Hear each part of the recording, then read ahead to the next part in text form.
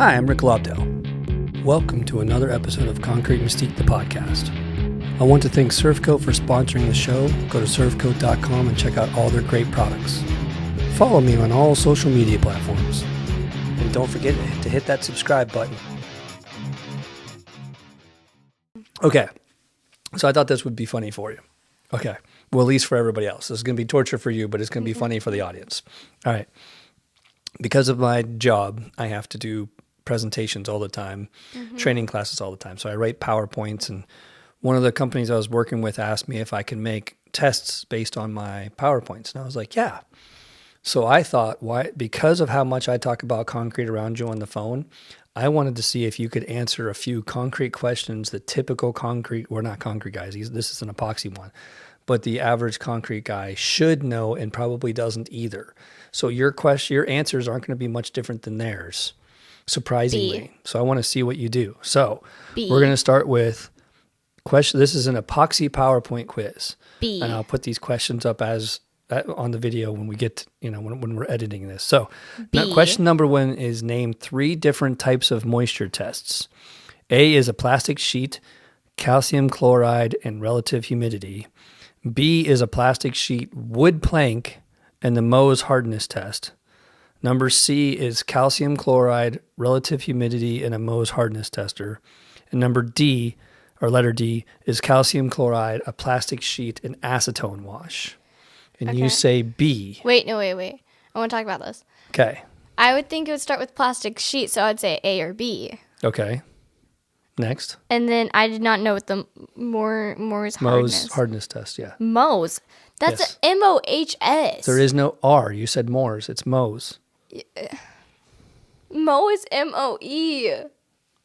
The H is silent. Yeah, where do you get the O to be an O instead of an O? It's Mohs hardness. Will you answer the question? I would think. I'm leaning to. So when I do these questions, I would say B, but I'm also thinking A could be a possible answer. And drum roll, the answer is? What? My answer or your answer? Your answer. Is it A or B? Oh. Is it A or B? You have to answer that. I'm not telling you till you say. I hate when teachers do this. I'm like, I need help, and they're Is this Who Wants to Be a Millionaire, where you're phoning in a friend, or you're asking for a 50-50? Yeah. You're going to ask for a 50-50? Yeah. It is A or B. I knew that part. Okay, good. I was just making sure. That didn't help you, though, because it's what you already figured out. So you just wasted a time, whatever. I can use as many as I want. I'm going to lean, because there's bigger words, A. You're going to go with A? Yeah. Bigger words. Or you are correct. Yeah! Because I'm used to him always being on these calls being like, you need to use PolyRes 0.5, whatever. And I'm like, these are big words. And he's like, you have to use this big word. So, A. All right. Question number 2. Never chase cracks to open them up prior to filling them with Rapid Set 100. True or false? Whenever you do a floor, if there's a crack, you always get mad. Unless it's like color crack. But if there's actual like a non-flat surface, you get mad. So is this chasing them to fill them or chasing them, breaking them? To fill them. True. True? Yeah. Correct. Okay. See, I told you. No, when you were doing our floor, it was starting to crack, and you're like, dang it! Yes. Question number 3. What happened number 3? Yeah. Wait. Yeah. Okay. Question number 3. Rapid Set 100 will always stop cracks from reappearing. False. It depends how you use it. If you just set it down and don't use it correctly, no. False. Correct.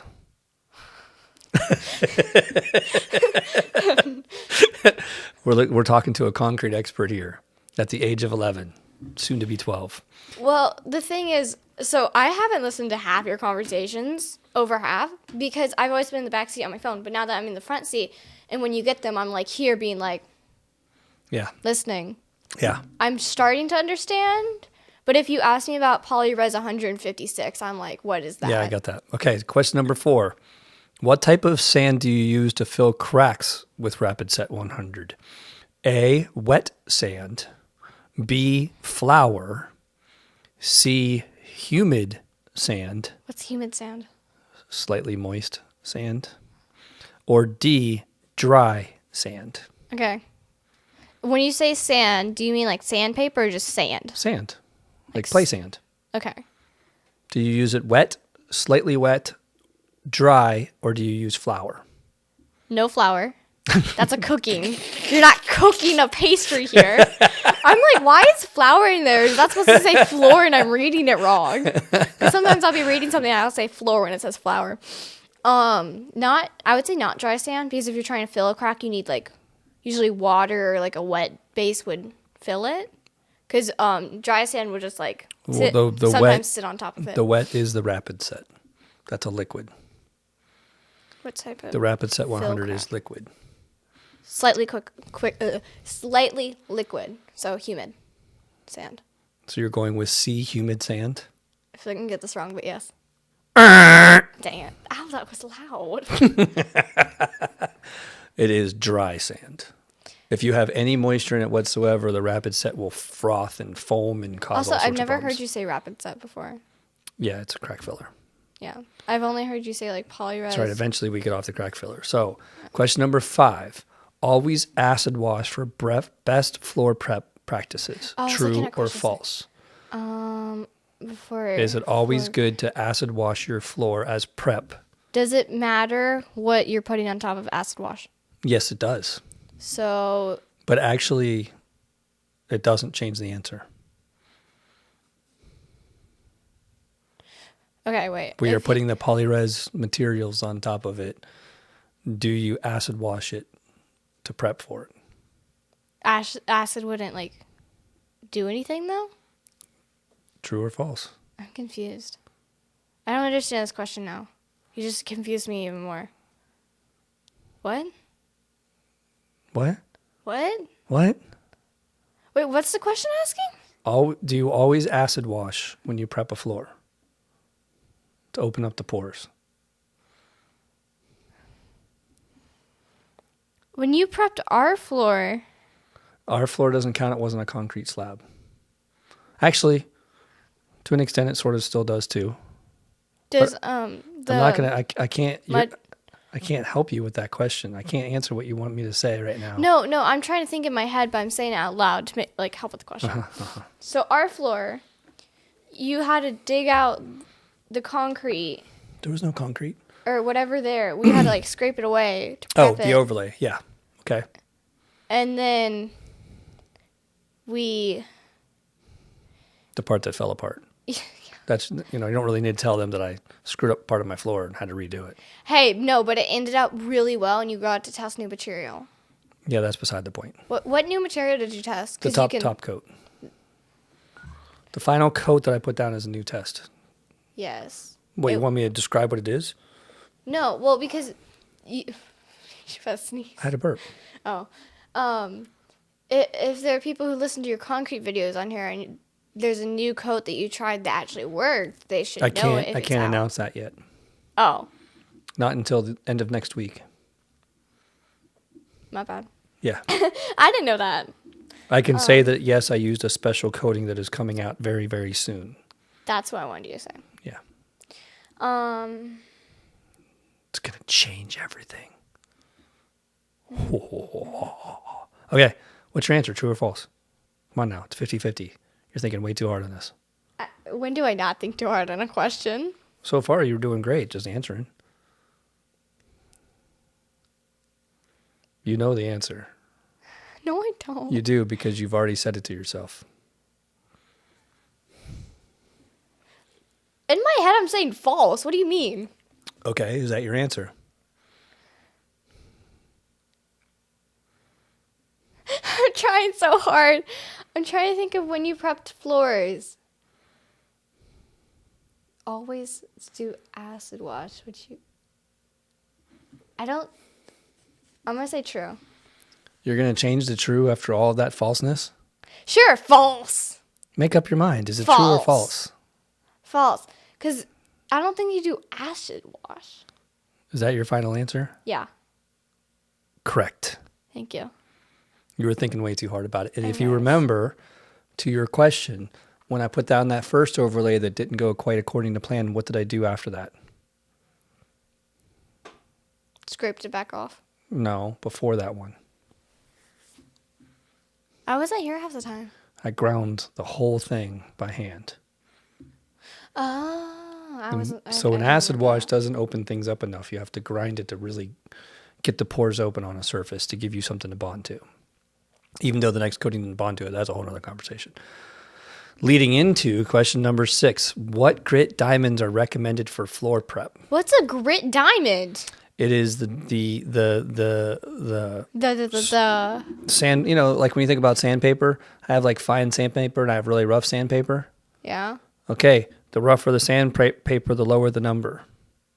So do you want really, really, really rough diamonds to grind up that floor, or really fine? So 15 to 3000 is A, that's like super fine, you're polishing the floor. B is 800 to 1500, still polishing the floor. C is 100 to 400, where you're kind of prepping the floor. And then D is 16 to 30, where you're tearing that surface apart. So you're trying to prep it by grinding it. Correct, to get something to bond to it. D. Correct. Because you just said you wanted to like really like get in there and destroy it to get like whatever surface coating was there first gone. So Not bad. You listened. Why is that? How do I... Okay. Question number 7. What is the recommended CSP, which stands for concrete surface profile, for hot tire pickup resistance? Is it A, an SP1 2 of a 2, or I'm sorry, a surface profile, so that's the SP, so it should be CSP, but the CSP 1 to 2, or is it B 3 to 5, or is it C 8 to 10, or is it D 5 to 7? I didn't even put them in order on purpose. I should have.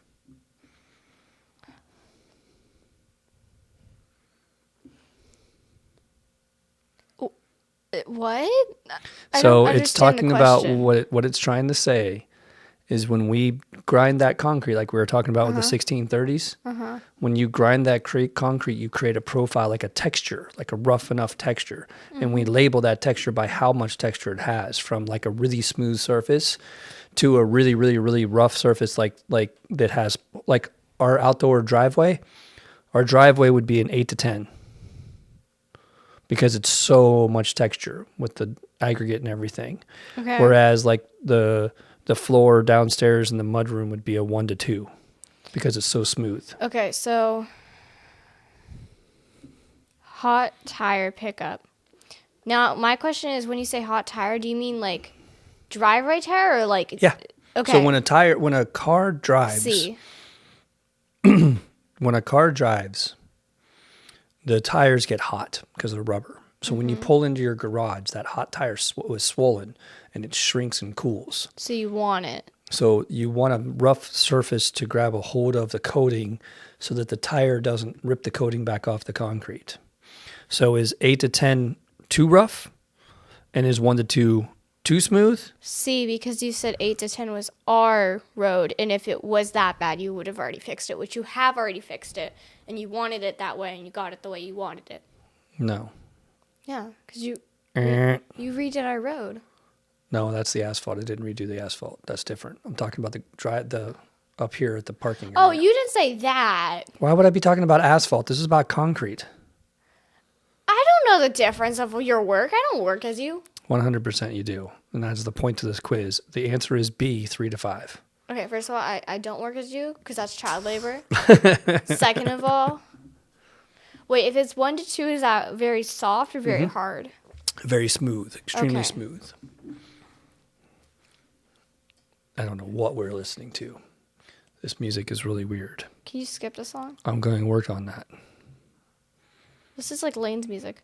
I think I've heard him have this.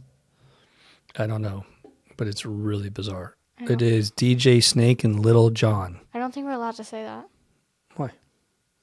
We can say we are listening to it, we just can't play it.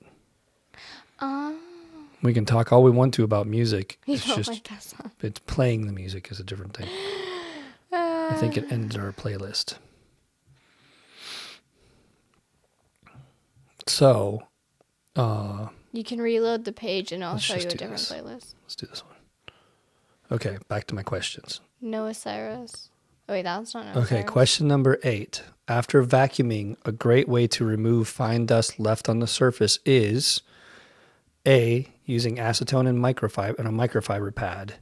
B, using xylene in a mop bucket. C, using a stiff brush in a dustpan. Or D, using a wire brush. Okay, so this is a 50-50 choice on how you split it. Something I learned in class was they both... Wait, that has a mop bucket and microfiber. So it's either C or D, because they both talk about brushes. That means that you put them similar to trick me. That's what I've learned in class. Well, you are correct on the trick, but you did the opposite. Wait, what? Because it has microfiber, mop bucket, brush, and brush. And actually, I should change one of these answers because I don't have moisture. Anyway, go ahead. So it's A or B. Correct. Okay. A. Correct. Why would you use a mop bucket? Correct. Correct. Yes. The reason why that question is there is because you don't want to use water. And I specifically didn't put water in it, although I should. So when you finish vacuuming, there's a lot of little dust powder, fine dust particles that are still down in the concrete that the vacuum's not sucking out of it. And so you need water or moisture to remove it. But if you put water down, then you're going to have a moisture issue. You don't want any water on your concrete whatsoever. But acetone and or xylene, but that dries too slow. Acetone is something you can use that's wet, but since it's a solvent, it evaporates super fast. So it's only using a liquid to remove the dirt and then evaporating away and not leaving moisture. What I just think about in my head is which way gives you more or less friction. Does it sound like this? Sure, but though if you did a stiff brush or a wire brush, you would have more dust in the air, which is also bad. So, question number 9. Knew it was some type of trick. MCU 85 is a great coating to prime the surface with. To prime? No. False. You are correct. I can't believe you've gotten this many correct, just for the record. Whenever you have a coating, it is not a primer. If you say MCU, is it Well, like... there are primers, but that is not one. That is a top coat only. Yeah. To A your lot point. of them are top coats. Can you tint any primer except MVB 100? Tint? Tint, like add color to it. I thought if you had it, it would be like the tint it is. Like if it's already like a tan color, it'd be a tan color. Well, but you can get clear and you can add color to it, or you can get color pre-tinted where it has color in it already. So you're asking if I can get others and tint it? I'm asking if you're allowed to add color to a primer except for MVB 100. Now, I'll give you a hint. MVB stands for Moisture Vapor Barrier, which means it is something that you're protecting the surface because there is a moisture problem underneath in the slab.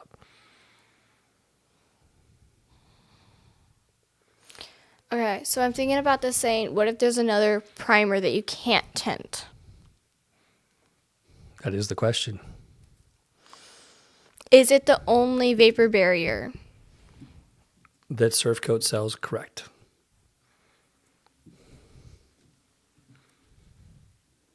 True. Final answer? Mm-hmm. You are correct. How many are there? There should only be a couple more. I don't know. I didn't know I had this many. It's kind of funny. This is scaring me. How many have I gotten wrong? 1 or 2? 2 2, okay. out of 10. So you're getting a B so far. That's 80%. Yeah.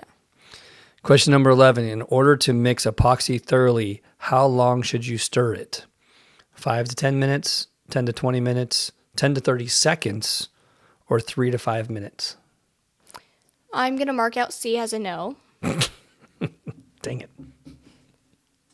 What? Nothing. It's the right answer? No. Oh. Okay. I You keep talking. Whenever you're... Wait, what are we talking about again? Like what type of barrier or whatever it is? It's mixing epoxy. Epoxy. We would sit there For about like 5 minutes mixing it. So do we go from 3 to 5, 5 to 10? But again, when you had it with me and Lane were like so eager to do it that we didn't want to spend time mixing it. So we did 3 to 5. And most of the time you're okay with it. So it's not going to be B or C. Okay.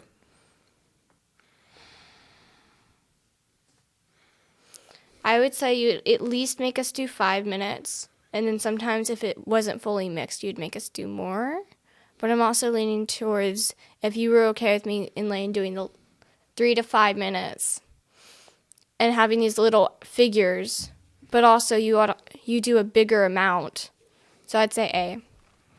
My final answer. Final answer is A. Yeah. Dang it, is it B? No, it was D. What? You were completely correct on everything you said except for the answer. You were right. I give you 3 to 5 minutes. I never go over 5 minutes. And that's stirring with a stick, not with a drill. It's even faster with a drill. Dang it. I at least had the right idea. Oh, yes, you did. Yes, you did. My industry will be very impressed with these answers, I promise you. Yay. We only have a couple left. Okay. All right. We're on 12. Question number 12. What is the recommended size for your mixing blade? Is it a third the size of the bucket? B, the exact same size as the bucket? C, 1/10 the size of the bucket? Or D, there is no recommended size? Doesn't matter the size of your bucket on recommended size. What does that? Okay, so if you, for example, have how do you measure buckets? Gallon, 2 gallon, 3 gallon. Okay, so if you have a gallon bucket, and then compared to a 2 gallon bucket, there's no recommended size. So you use the same one. Is that what D means? Correct. Okay, I would say not B because you need it to fit in the bucket Obviously, so you can mix it. That was an obvious one, yes. So not B.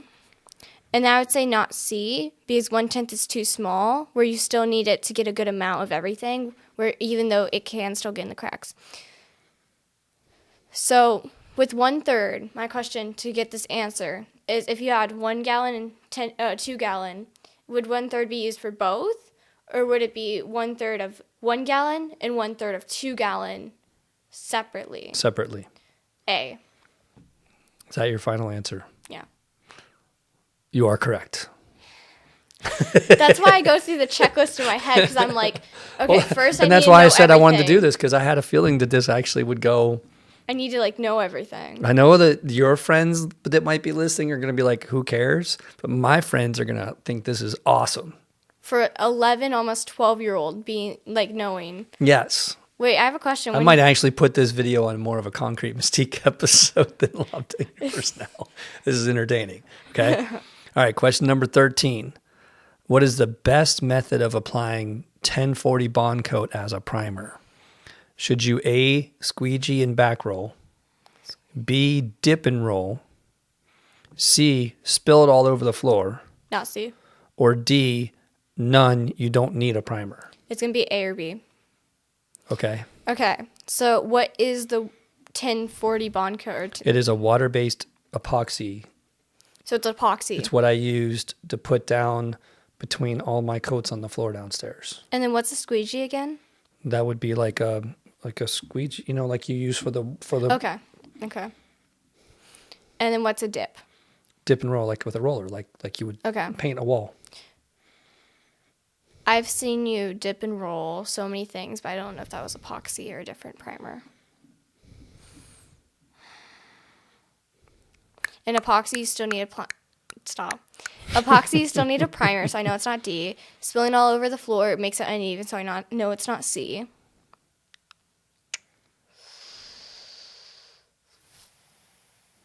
She's thinking so hard, ladies and germs. No, it's because I have to go through a checklist being like, do I see you ever use a squeegee? And what's a back roll? You can see the gears turn. Back roll is if you squeegee it, you follow with a roller over top of it to smooth out the squeegee marks. I'm going to say B, dip and roll. Final answer? Mm-hmm. You are correct. This is why I have good grades. Because Because I go through a checklist being like, I need to know all the doors and what's behind them. Like, I need to know all the doors and like a clue about them to know if it's the correct door. Okay, question number 14.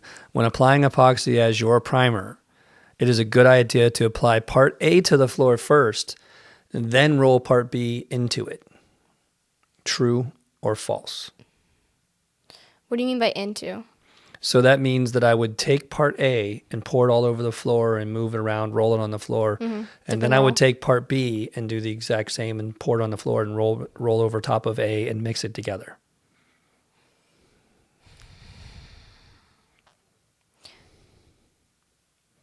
And surprisingly, I've gotten questions like this. So when you do epoxy with me and Lane, you always have all the stuff you have to mix together. Is that part A and B? Yes. False. Because you mix it in a can and then you roll it. Final answer? Yeah. You are correct. No, you do not. It does not mix enough. And also, whenever you do it with me and Lane, you have to mix it in a bucket. No joke, I do get calls from people saying, hey, I put A down. What do I do with B now? I'm not kidding whatsoever. Question number 15. Boy, we do have more questions than I thought. There's 20 altogether. Oh, We're almost there. We got 5 left. Question number 15. What is a recoat window? What is a recoat window? Is it A, time period when coating's finally dry? B, best time period to apply another coating without having to sand? C, time period when you can make a footprint in your coating? Why would you do that ever? When it's too soft, like that means you get on it too early. Or D, the best time period to tell client job is finished. Okay, so recoat would be putting another coat on, so it would not be D. Correct. And then if you recoat, that means you put a like new soft coat on, so it would not be C to step on it. Correct. Another coat or coating finally dries. When you say time period when coat finally dries, is that from when you apply it to when it dries or from when you dry to reapply it? That's not what it says. That's what B says. Wait, what? A says when it's finally dry. B says when you can recoat it. B. I mean, I said that by accident by saying the word recoat, but B does say what best time period to apply another coating without having to sand. Final answer? B. Are you sure? Yeah. You are correct. It's because if it's finally dry, then you can't recoat, and a recoat window is recoating. That is exactly the point. In a time period. I know. Number 16, is it better to use sandpaper or sanding screens when sanding coatings? Not sanding the concrete, sanding the coating that is already down. Wait, say it. It is better to use sandpaper or a sanding screen when sanding a coating. What's a sanding screen again? Sanding screen is like the one that's downstairs, the black ones that I used when I was sanding that had all the squares in between, like the gaps in it. The sandpaper is where it's a sheet of paper with sand grit on it. Sanding screen is one that you can see through it because it's a screen, like the screen right there was with grit on it. What do you mean by grid? Grit, diamond, the diamond particles. So basically they both have diamond particles. Correct. One is more of like a wire. Correct. And then one is paper. Correct. I would say definitely not neither, so not C. Oh, yeah, I forgot to tell everybody. A is sandpaper, B is screen, C is neither, and D is both. So not C. Whenever teachers put both or neither, it's to trick you or they're the right answer because A and B would be wrong. Oh, but you're not a teacher. Well, you kind of are. I was going to say, yes, I am. You don't have a degree to be a teacher. Yes, I am. I 100% do. You have a like full-on teaching education For degree. college, not for high school or for elementary school. I have a college teaching degree, master's. I know less about you than I thought. Mm-hmm. To use sandpaper. This is going to go on forever. Well, it's because you're taking so long to answer the question. I will stay silent for 20 more minutes. We are going at almost an hour by the time we get done with this, just with this alone. Will you answer the question? I'm going to say they're both sand material. Okay. So I'd say both. Final answer, both. Both? Yeah. Wait, no. Why am I saying that? I always use sandpaper. So I'm gonna use our floor for example. When you had to take off the coat from before, you grinded it with That sandpaper. doesn't count. That doesn't count? When I brought the square machine out, the sand between... I don't even remember. Square machine? Yeah, big machine that I brought out to sand the floor. Oh. Did I use sandpaper or did I use screens? Sandpaper. I did? I wasn't there, I don't think. Okay, 50-50. Okay, is it just me or have you never said sand screens in my whole entire life? Except for now. I don't know how much you listen. That's the point of this test. I can't answer that until you give me an answer. Sandpaper? Final answer? Yeah. I never heard you. Yes, I talk about sanding screens all the time, and that's the only thing we have on the property. I did get sandpaper to rough up the floor at one point, and it didn't work at all, which is the point. You always use sanding screens because sandpaper will either leave a stain if there's a color to it, or a lot of times shreds. Or okay, you either talk about that on a call when I'm not there or not paying attention. Yeah, either way. Because I'd never heard you say that. It's okay. That was the whole. Look, so you've had 4 out of 17. You're doing pretty good. Question number 17. When is the best time to add metallic effects to part A? Is it A, after coating is on the floor? B, before you put part B? C, it is better to add it to part B? Or D, spread the metallic effects on the floor first and then cover it with epoxy? Okay, so if it's an effect, it's going to be not the top coat that like seals everything, but like before the top coat. Is B the top coat or is B just to mix with A? A and B are the two parts that you mix together to make the epoxy. Okay, so I know it's not B or D. After coating on your floor. When you say coating, is that A and B or is that the top coat? That's like the primer thing. No, it's the A and the B. It's the mixing of A and B. I'm going to say A before I overthink this. Final answer? Yeah. You're going to say A after the coating is on the floor. Well, it's because A and B mix together and then you put on the floor, and the effects should go after because whenever you do, like when we mix in the garage, do I put the metallic powders into the? Oh, you mix everything at once. My bad. You would do C. What am I thinking? That's C. I found my answer. Wrong. Why? It's B. You add it to A. You don't add it to B. Why? The reason why is because you said A and B mixed together before. Yes, right. And this is a tricky question for fun. The reason why is because part B is the hardener. And if you add the powder to the hardener, then the hardener may not actually do its job with part A. If you add it with part A, it'll absorb part B, no big deal. You don't want to take away from the B being absorbed into the part A and making a particle like... It's bad to do it that way. You always add it to part A first, and then you add part B. So it's before you add part B. I thought you added part A and B together. We do when we're making small, little, tiny amounts, but when I do a floor, I put it in part A first. I've never seen you do a floor. You've watched videos, you have been on job sites, and okay, when I'm on a job site, I have to be off the way because I'm going to spill something. Well, you still have listened. It's okay.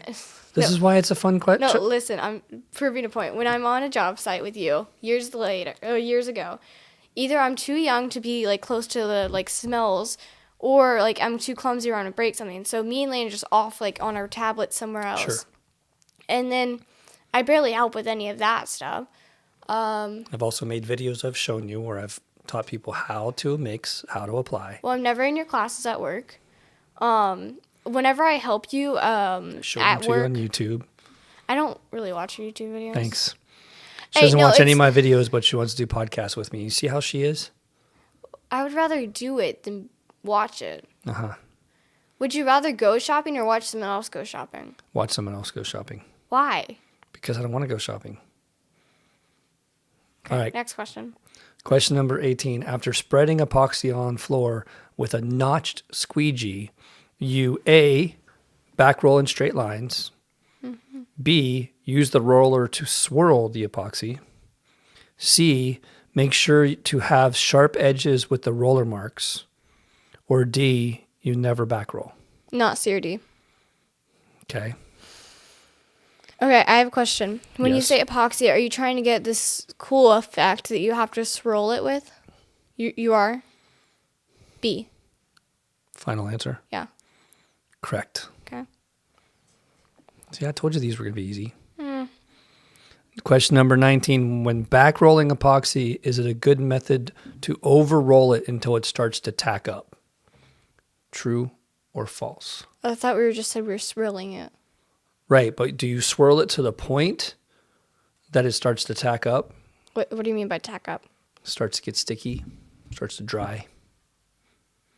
I thought you did it and then let it dry. That's the question. How do I answer that? Like, are you asking if what I just said true or false, or? Correct. So basically, it's asking, do you swirl the epoxy and then leave it to dry, or do you?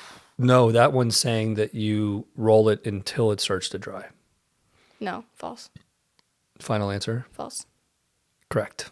Because you do it and then you walk let away. it sit Correct. to let it finish. That's exactly that is the point. You put it down as quick as you can, let and it you walk cure. away and let it do its job. It will do the rest. Don't overwork it. Last question. What types of coatings are great top coats over epoxy? Are they water-based epoxies and sealers? Are they water repellents and densifiers? Are they urethanes and polyaspartics? Or D, epoxies never need a top coat? Not D. And then this is another trick question where it has two water two Yes. water coatings Yes. for A and B. Yes. So I don't think you'd use a urethane. Is that just me? So I don't think it's C. And then whenever I hear you talking about epoxy, I hear you say sealer. So that's a keyword for me. And I never hear you say densifier. So I'm going to go with A before I overthink this. Wrong. That's why I need to overthink it. It was C. Urethanes and polyaspartics. All I talk about is urethanes. If I have 6 out of 20, I bet you got better than most of my students. do this quiz on them and see if your 11-year-old daughter, I know, that's a got good it question. better. No, I mean, after a presentation, they'll get most of these. that It's pretty means obvious if you listen I to my have presentation at least first. over 50%. But the other thing to that, too, is, oh, yeah, well over. You have to think about this, too, is everybody else that was taking this quiz went through my presentation. You didn't go through my presentation. These were spontaneous questions. You had no idea why I was even saying them because you don't even know what's in the presentation. Also, if you had actually done the homework first, you would have gotten every single one of these. Yeah. I don't make them complicated, actually. But that's what's funny about it is you only answered these based on what you've heard me say, and you still got Over 11 years, what I've heard you and say. you still got 14 out of 20. I got a C.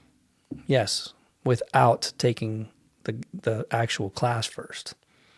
But the thing is now I can't come up to you being like trying to quiz you on like a unit rate of like 2 to 6. 2 to 6 because you already know that. Yeah. All right. Thank you for joining us. I hope you really enjoyed this concrete quiz.